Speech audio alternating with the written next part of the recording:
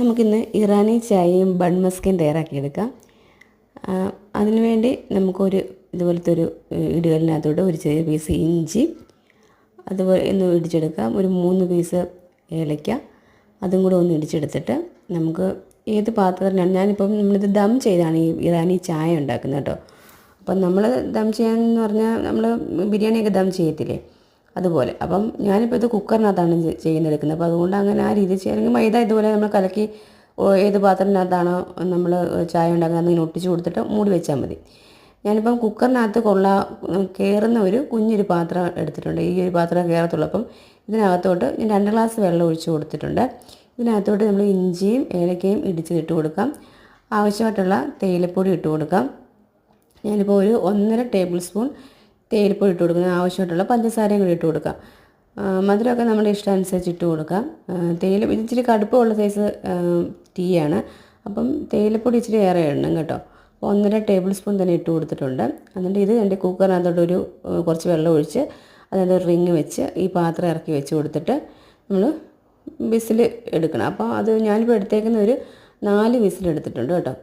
അതിനുശേഷം അത് മാറ്റി വെച്ച ശേഷം നമുക്ക് പാലെടുക്കണം. പാലെടുത്തേക്ക് 2 ഗ്ലാസ് ചായ തേയില വെള്ളത്തിന് വേണ്ടി നമ്മളെടുത്തേക്കുന്നത് 1.5 ഗ്ലാസ് പാലാണ്. അപ്പം പാലൊന്നും എടുത്ത് വെച്ചിട്ടുണ്ട്, തിളപ്പിച്ചില്ല. അപ്പോൾ വേറൊരു പാത്രത്തിലോട്ട് നമുക്ക് ബട്ടർ ഒന്ന് ഇട്ട് കൊടുത്തതിന് ശേഷം, ഒരു പാൻ വെച്ച് ബട്ടർ ഇട്ട് കൊടുത്തതിന് ശേഷം നമുക്കതിനകത്തോട്ട് നമ്മുടെ ഈ ബണ്ണൊന്ന് ഒന്ന് ജസ്റ്റ് ഒന്ന് അപ്പുറം ഇപ്പുറം ഒന്ന് ചൂടാക്കി എടുക്കാം ബട്ടറിനകത്ത് കേട്ടോ.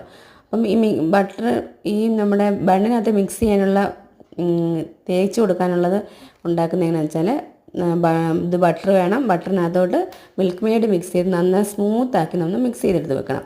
അതാണ് അതിൻ്റെ ഉള്ളിൽ തേച്ച് കൊടുക്കുന്നത്. ഇനി പാൽ തിളപ്പിക്കുമ്പം അതിനകത്തോട്ട് നമുക്ക് മിൽക്ക് മെയ്ഡ് കുറച്ച് ഒഴിച്ച് കൊടുക്കണം. മധുരം നോക്കണം. നമ്മൾ ചായക്കും മധുരം ഇട്ട് കൊടുത്തിട്ടുണ്ട്. അപ്പം പാലും അതനുസരിച്ച് നോക്കിയിട്ട് ഇട്ട് കൊടുക്കണം മധുരമേ. ഇത് നന്നായിട്ട് നമുക്ക് മിൽക്ക് മെയ്ഡുമായിട്ട് നന്നായിട്ട് നല്ല സ്മൂത്തായിട്ട് നമുക്ക് മിക്സ് ചെയ്തെടുക്കണം. അതിനുശേഷം നമ്മൾ ഈ ബണ്ണൊന്ന് 2ആയിട്ട് മുറിച്ച ശേഷം ഇതിനകത്തോട്ട് നമ്മൾ എടുത്ത് വെച്ചേക്കുന്ന ബട്ടറിൻ്റെ ആ കൂട്ട് എടുത്ത് തേച്ച് കൊടുക്കുക.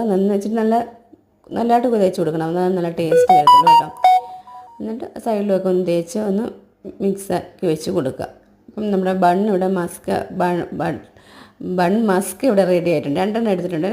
ബൺ മസ്ക് റെഡിയാക്കി വെച്ചിട്ടുണ്ട്. ഇനി തേയില നമ്മൾ കുക്കറിനകത്ത് വെച്ചിരുന്നല്ലോ. അപ്പോൾ അതൊന്ന് ഇനി 4 വിസിൽ മാറ്റി വെച്ചു. നമുക്കൊന്ന് അരിച്ചെടുക്കണം. അരിച്ചെടുത്ത ശേഷം നമ്മൾ ഏത് ഗ്ലാസ്സിലാണോ ഒഴിച്ച് കൊടുക്കുക അതിനകത്തോട്ട് കുറച്ച് ടീ ഒഴിച്ച് കൊടുക്കുക. പിന്നെ തിളപ്പിച്ച് വെച്ചിരിക്കുന്ന പാലും കൂടെ ഒഴിച്ച് കൊടുത്ത് മിക്സ് ചെയ്തെടുക്കുക. രണ്ടിനകത്ത് മധുരമൊക്കെ ഉള്ളതുകൊണ്ട് ഇനി പ്രത്യേകിച്ച് മധുരമൊന്നും ഇടേണ്ട ആവശ്യമില്ല. അപ്പം നല്ല ടേസ്റ്റി ആയിട്ടുണ്ട്.